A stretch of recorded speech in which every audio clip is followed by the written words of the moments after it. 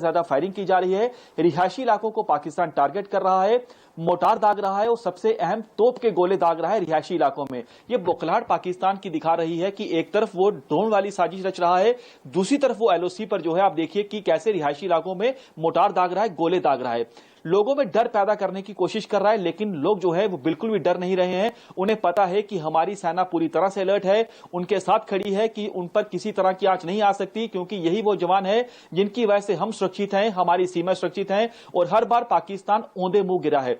बीते कल भी हमने देखा था कि पाकिस्तान ने जम्मू के सतवारी, आरएसपुरा, अरनिया में ड्रोन के जरिए, मिसाइल के जरिए अटैक करने की कोशिश की। सांबा में ड्रोन के जरिए, मिसाइल के जरिए अटैक करने की कोशिश की। यह कोशिश कल उसने 2 बार की, दोनों बार नाकाम रहा। मिलिट्री स्टेशन को टारगेट करने की कोशिश की जम्मू उधमपुर में, उसमें भी वो नाकाम रहा, क्योंकि जवान बेहद ज्यादा अलर्ट हैं। एयर डिफेंस सिस्टम हमारा बेहद ज्यादा स्ट्रांग है। आप देखिए कि आज उसने दोबारा यही कोशिश की है। पाकिस्तान ने एक के बाद एक कई ड्रोन के जरिए हमले की कोशिश की, लेकिन एक भी कोशिश में वो सफल नहीं हो पाया। और आज हमने देखा कि जब प्रेस कॉन्फ्रेंस की गई, सरकार की ओर से बताया गया कि जब पाकिस्तान ने जम्मू कश्मीर में और कुछ अन्य जगहों पर जब ड्रोन वाली साजिश रची, मिसाइल वाली साजिश रची, तो जवाब किस कदर दिया गया। यानी दुश्मन को, पाकिस्तान को मुंह तोड़ जवाब दिया जा रहा है, लेकिन बुखला रहा है, एक तरफ सीमा पर फायरिंग कर रहा है। और आप देखिए कि आज सांबा में आतंकियों को घुसपैठ करवाने की वो कोशिश कर रहा था। 7 आतंकी मारे गए हैं जैश ए मोहम्मद के। 12 आतंकी सांबा में अंतर्राष्ट्रीय सीमा के जरिए घुसपैठ की कोशिश कर रहे थे। यानी नियंत्रण रेखा पर सीजफायर का उल्लंघन कर रहा है, अंतर्राष्ट्रीय सीमा पर भी सीजफायर का उल्लंघन कर रहा है। लेकिन आतंक की फैक्ट्री को उसने बंद नहीं किया है, क्योंकि 7 आतंकी बीएसएफ ने मार गिराए हैं सांबा सेक्टर में। पाकिस्तान की उस पोस्ट को भी पूरी तरह से निस्तानाबूद कर दिया है जिस पोस्ट में आतंकी मौजूद थे। यानी पाकिस्तान आतंकियों को दोबारा अपनी पोस्टों में रुका रहा है, ताकि ये आतंकी मौका मिलने पर भारतीय सीमा में घुसपैठ कर सके। ये आतंकी घुसपैठ करने में कामयाब होते, उससे पहले ही बीएसएफ के अलर्ट जवानों ने 7 आतंकियों को जहन्नुम पहुंचा दिया।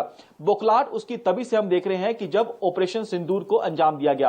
अब शायद कोई ऐसा दिन बीता हो जब पाकिस्तान की ओर से अंतर्राष्ट्रीय सीमा पर, नियंत्रण रेखा पर फायरिंग ना की जाती हो।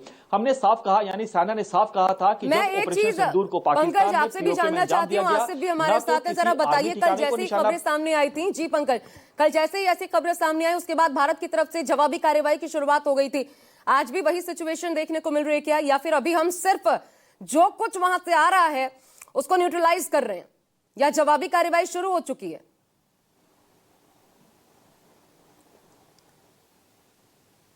बिल्कुल, देखिए प्राथमिकता तो यही है कि जब पाकिस्तान ड्रोन के जरिए हमले की कोशिश कर रहा है, उस हमले को नाकाम करना, ताकि किसी तरह का कोई नुकसान ना हो, वो अपने नापाक इरादों में कामयाब ना हो पाए। लेकिन जवाब उसे दिया जा रहा है, क्योंकि मैं राजौरी में मौजूद हूं। यहां पर हम देख रहे हैं कि जो पुंछ राजौरी में पाकिस्तान की ओर से फायरिंग की जा रही है, अगर एक गोली पाकिस्तान दाग रहा है तो बदले में गोले दागे जा रहे हैं। अगर एक गोला दाग रहा है तो करना चाहती हूं, हमारे साथ न्यूज रूम से मौजूद है, क्योंकि बड़ी खबर है आईएमएफ को लेकर के, क्या जानकारी वहां से सामने आती है? भारत ने एब्सटेन किया है खुद को वोटिंग से। संजीव, अपडेट इस पर कुछ मिल पा रही है? और दूसरी बात, कब तक फैसला हो जाएगा? देखिए, ये जो फैसले होते हैं इसमें कुछ समय लगता है, एक दिन में नहीं होता है फैसला। लेकिन फैसला क्या होगा ये करीब करीब स्पष्ट हो गया है। फैसला पाकिस्तान के पक्ष में जाएगा, क्योंकि उसका विरोध तो भारत ने नहीं किया ना, एब्सटेन किया है। लेकिन भारत ने जो मॉरल पॉइंट्स उठाए हैं उस पर ध्यान देने की ज़रूरत है। आईएमएफ को इस बात पर ध्यान देने की ज़रूरत है कि आखिरकार वो जो पैसे बेल आउट पैकेज के तौर पर दिए जाते हैं, जिसे कहा जाता है सस्टेनेबिलिटी फंड, यानी कि उस देश को चलाए रखने के लिए, रेजिलियंस उसकी बनी रहे, इसके लिए ये फंड है। लेकिन सस्टेनेबिलिटी एंड रेजिलियंस फंड का इस्तेमाल आतंकियों के लिए अगर वो करता है, इसी बात को उठाया आज भारत ने वहाँ। और भारत की तरफ से ये कहा गया कि आप इन बातों को ध्यान दीजिए कि जो मॉरल वैल्यूज होती हैं, जो नैतिकता होती है, अगर वो पाकिस्तान के पास नहीं है तो फिर उसकी पात्रता कैसे बनती है। ये बात कह करके एब्सटेन किया गया। एब्सटेंशन की क्या वजह है, तरह तरह की बातें हो सकती हैं, लेकिन एब्सटेन किया है भारत ने। बहुत लोग चाहते थे कि इसका विरोध हो, जैसे कांग्रेस पार्टी ने कहा था कि नहीं, विरोध करना बहुत ज़रूरी है पाकिस्तान का, उसने सरकार को लिखा भी था, लेकिन सरकार ने एब्सटेन किया है, पहली बात। दूसरी बात, आपको जानकर आश्चर्य होगा कि जहां हम 1.3 बिलियन डॉलर का जो एक बेल आउट पैकेज है, हम उसकी चर्चा कर रहे हैं, पर आज बातें क्या हुई। आज न केवल जो 1.3 बिलियन डॉलर के पैकेज की बात हुई है और उसमें ऐसा लग रहा है कि पाकिस्तान बहुत पीछे नहीं है, वहीं दूसरी तरफ 1 बिलियन डॉलर और दिया जाए, इस बारे में भी विचार हुआ है। आप सोचिए कि कैसी बात है ये वर्ल्ड बॉडीज कैसे फंक्शन करती हैं कि अब उसे आने वाले कुछ महीनों में $2.3 बिलियन मिलेंगे पाकिस्तान को। और अगर सब कुछ सही हो जाता है, विरोध उसका कोई कर नहीं रहा है, भारत ने भी नहीं कहा है। भारत ने जो पॉइंट्स उठाए हैं, अगर ये नहीं होता है तो फिर $1.3 बिलियन के लिए आज पात्रता बनी, जिस तरह से उसका मामला सामने आया, और उसके बाद $1 बिलियन और उसको दिया जाए, इस बारे में भी कमोबेश सहमति बन रही है। ठीक है, आप बने रहिएगा, संजीव मेरे साथ है। लेकिन ये अपने आप में बहुत बड़ी खबर है, जिस प्रकार की खबर अभी संजीव दे रहे हैं। भारत ने विरोध नहीं दर्ज करवाया, पॉइंट जरूर रेज किए लेकिन विरोध नहीं दर्ज करवाया है। लेकिन क्यों, ये समझना होगा। अभी मैं अमित पांडे का रुख करना चाहूंगी। अमित, बताइए क्या इंफॉर्मेशन आप तक पहुंच रही है। और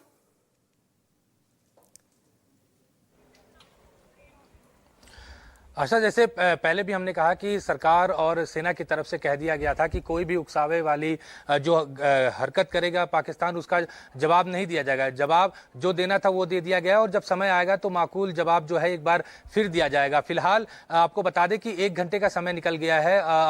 अभी तक कोई दूसरा कोई ड्रोन अटैक नहीं हुआ है, क्योंकि 8 बजे से लेकर 9 बजे के बीच पंजाब के जितने भी बॉर्डर डिस्ट्रिक्ट हैं, चाहे वो फिरोजपुर हो, पठानकोट हो, अमृतसर हो या फिर गुरदासपुर, ये सभी इलाकों में जो है एक के बाद एक ड्रोन जो है उससे अटैक किया गया। और लगभग 45 से 50 मिनट का ये पूरा समय था, जिस बीच में लगातार ड्रोन जो है वो पाकिस्तान की तरफ से हिंदुस्तान में आ रहे थे और पंजाब के इन सभी डिस्ट्रिक्ट्स को जो है वो टारगेट कर रहे थे। आज का जो हमला है वो ज्यादातर बॉर्डर एरियाज पे ही किया गया, क्योंकि कल हमने देखा था कि पंजाब के कई सारे ऐसे शहरों पर पाकिस्तान ने अटैक किया था, जिसमें जलंधर था, भटिंडा था, यहां तक कि चंडीगढ़ तक अटैक करने की जो कोशिश है वो पाकिस्तान के द्वारा की गई थी। हालांकि आज का जो अटैक है वो सीमित समय का था और सीमित इलाकों में ही जो है वो देखने को मिला था। हमारी जो एयर डिफेंस सिस्टम है उसने बाखूबी इसका जवाब दिया और सभी ड्रोन जो है वो हवा में ही मार के गिरा दिए गए। अभी फिलहाल कोई भी ऐसे जान माल की नुकसान की कोई खबर जो है फिलहाल नहीं है। हालांकि जो हमारी जो एजेंसीज हैं वो पूरी तरीके से अलर्ट हैं, बॉर्डर पे पूरी तरीके से जो अलर्ट है, और जो प्रशासन है वो भी हर सिचुएशन को जो है वो देख रही है कि कैसे इन सभी स्थितियों को निपटा जाए। पुलिस प्रशासन जो है वो पूरी तरीके से एक्टिव है और पूरे तरीके से अगर अभी बिल्कुल शांति है, अभी कोई गुगाहट नहीं है, कोई ड्रोन नहीं, कोई कुछ लगातार जो है वो चल रहा है। और एक और चीज बताइए, कल तो मिसाइल्स अटैक भी हो रहे थे, आज वो नहीं है, ये मात्र ड्रोन अटैक किए गए हैं आज।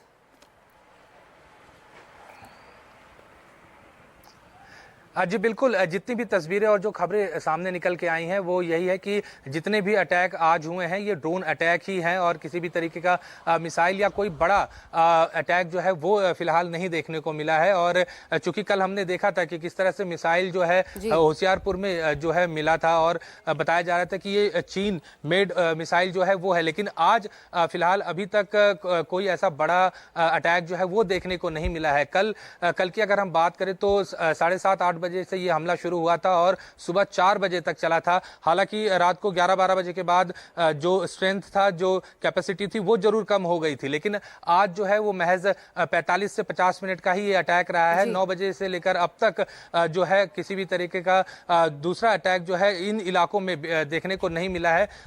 देखना होगा कि क्या पाकिस्तान जो है ये उकसाने की कोशिश कर रही थी, ये देखना चाह रही थी कि भारत जो है इसका कैसे जवाब देता, क्योंकि कल हमने देखा था कि किस तरीके से हिंदुस्तान की सेना जो है वो पाकिस्तान के इस हरकत का मुंहतोड़ जवाब जो है वो दिया गया था। हालांकि आज जो है वो इस बात का इंतजार किया जा रहा है कि क्या पाकिस्तान की तरफ से अब दोबारा अटैक जो है वो होगा और उसके बाद किस तरह से इसको रिटेलिएट किया जाएगा। कल लगभग 1 बजे के करीब वो ब्लैकआउट भी हट गया था, थोड़ी देर बाद जब स्थितियां सामान्य हुई थी, तो अभी भी उम्मीद की जानी चाहिए, जैसा अमित बता रहे कि सिचुएशन अभी फिलहाल अंडर कंट्रोल नजर आ रही है। अभी कोई ऐसा काफी देर से कोई हमला या फिर किसी प्रकार का ड्रोन अटैक नहीं हुआ है। आसिफ और पंकज, आप दोनों बताइए, क्योंकि आसिफ कल तो ये भी जानकारी मिल रही थी कि तोप का मुंह खोल दिया गया, तोप से गोले बरसाए गए बॉर्डर एरियाज में और क्षति पहुंचाई गई, वहां पर जो आसपास वहां के बाशिंदों के घर थे उनको निशाना बनाया गया। आज सिर्फ ड्रोन से जुड़ी खबरें हैं या फिर आज भी इसी प्रकार गोलीबारी के अलावा तोपों का भी क्या इस्तेमाल किया गया, टैंक्स का इस्तेमाल किया गया?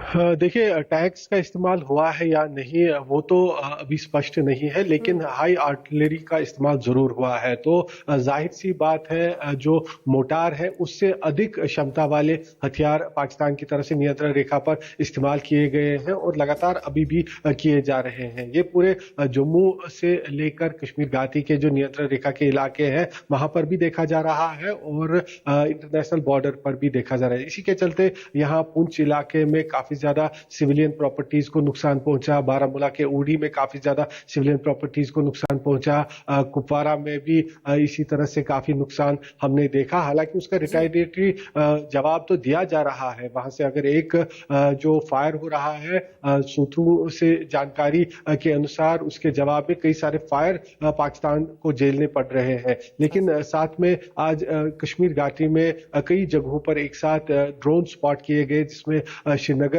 में भी बताया जा रहा है कि ड्रोन ही स्पॉट किए गए थे जिन्हें वहां पर ट्रैक डाउन किया गया है और वो गिराए गए हैं। इससे पहले कुछ समय पहले अवंतीपुरा इलाके में भी इसी प्रकार से ड्रोन दिखा था, उसे भी वहां पर नष्ट कर दिया गया। तो जाहिर सी बात है कि अब कश्मीर घाटी में भी जो शहरी इलाके हैं, टाउन्स हैं और श्रीनगर एयरपोर्ट, वहां तक भी ड्रोन्स के जरिए अब इस तरह से जो है पाकिस्तान की हरकत देखने को मिल रही है। लेकिन हर जगह पर उसे मुक्की खानी पड़ रही है, हर जगह पर उसका माकूल जवाब दिया जा रहा है। लेकिन पाकिस्तान ऐसी हरकतें करना इसके बावजूद बंद नहीं कर रहा। ये सबसे बड़ी बात है कि आखिर कैसे रोका जाए पूरी तरीके से। ये सिर्फ क्योंकि एक तरफा नहीं हो सकता, ताली दोनों हाथों से बजती है। तो भारत शांति बरते और दूसरी तरफ से उकसावे की कार्रवाई हो, यह संभव भी नहीं है। लेकिन जिस प्रकार का धूर्त रवैया पाकिस्तान ने अपनाया है, ऐसा लगता है और विश्लेषक भी यही बताते हैं, पाकिस्तान रुकेगा नहीं। तो फिर इसका जवाब क्या है? दरअसल यही तलाशने की कोशिश की जा रही है। लगातार बैठकों का दौर जारी है। पंकज, ये बताइए, क्योंकि कल 300 से 400 लगभग ड्रोन जो कि जिनके माध्यम से भारत में और 36 जगहों पर घुसपैठ की भी कोशिश की गई थी, और इन ड्रोन्स में अधिकतर यह पाया गया कि कई ड्रोन्स स्पाई ड्रोन्स थे, जो सामरिक दृष्टि से महत्वपूर्ण एरियाज है, रणनीतिक दृष्टि से महत्वपूर्ण एरियाज है, वहां पर स्पाई किया जा सके जासूसी के लिए बाकायदा।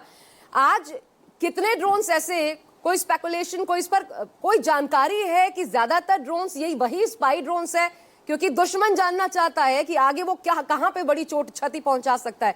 उस लिहाज से इस बाबत कोई इंफॉर्मेशन है क्या?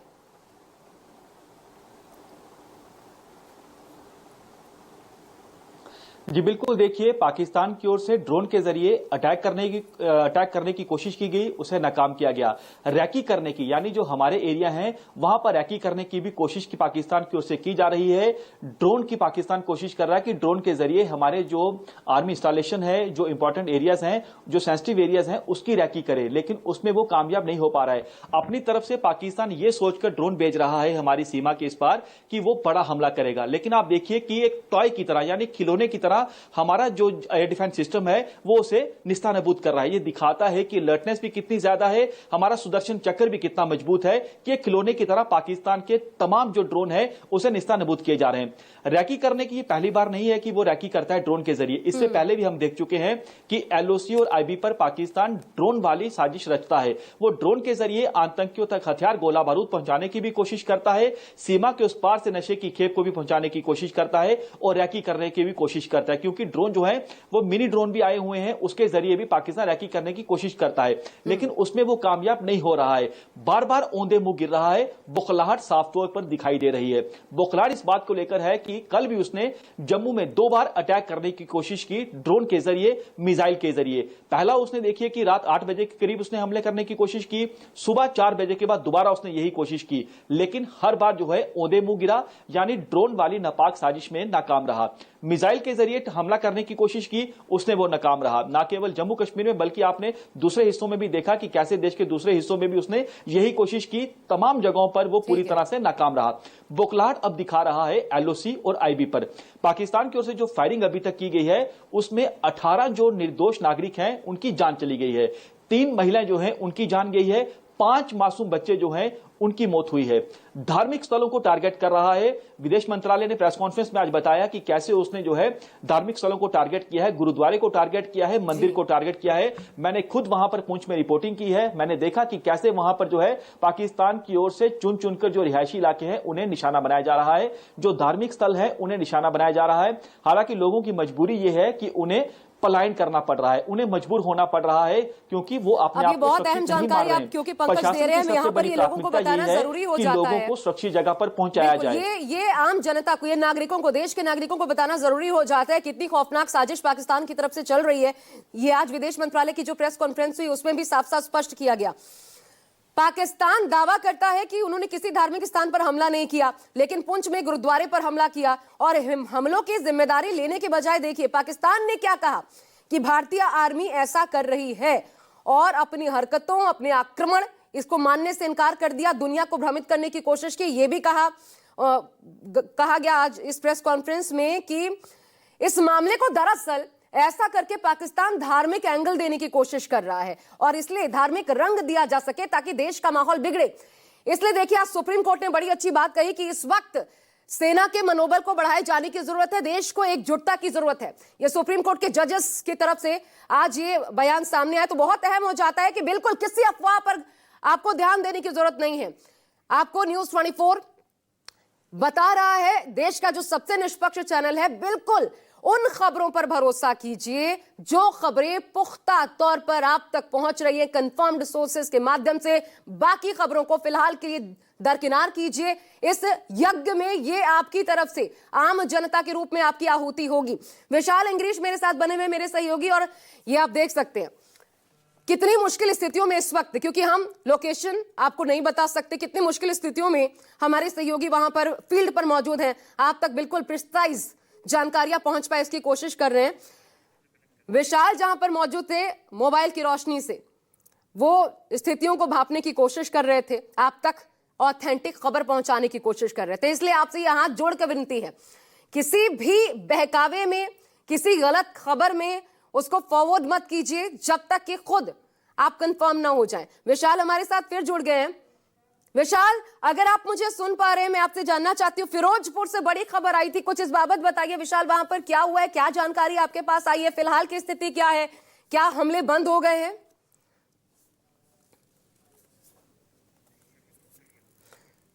संपर्क टूट गया है वहां पर विशाल से। एक बार फिर मैं आसिफ आपके पास आना चाहती हूँ। आसिफ, आप बताइए, क्या यहाँ पर अभी ड्रोन अटैक की खबरें क्या है? अभी बंद है पूरी तरीके से जैसा अमित बता रहे थे, या रह रहे कि आवाजें अभी भी सुनाई जा रही हैं?